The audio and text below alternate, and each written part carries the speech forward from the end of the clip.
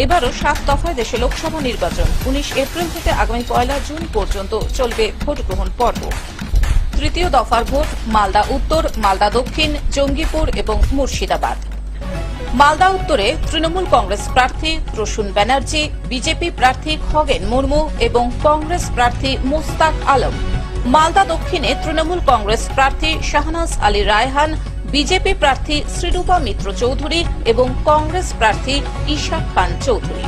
জঙ্গিপুরে তৃণমূল কংগ্রেস প্রার্থী খলিলুর রহমান, বিজেপি প্রার্থী ধনঞ্জয় ঘোষ এবং কংগ্রেস প্রার্থী মোহাম্মদ মুর্তজা হোসেন। মুর্শিদাবাদে তৃণমূল কংগ্রেস প্রার্থী আবু তাহের খান, বিজেপি প্রার্থী গৌরীশঙ্কর ঘোষ এবং সিপিআইএম প্রার্থী মোহাম্মদ সেলিম। এখন থেকে গ্লোব টিভি দেখুন আপনার স্মার্টফোনেও। গুগল প্লে স্টোর অথবা অ্যাপল স্টোর থেকে ডাউনলোড করুন গ্লোব টিভি লাইভ অ্যাপ। এছাড়াও জিও টিভি অ্যাপ থেকেও দেখুন গ্লোব টিভি লাইভ।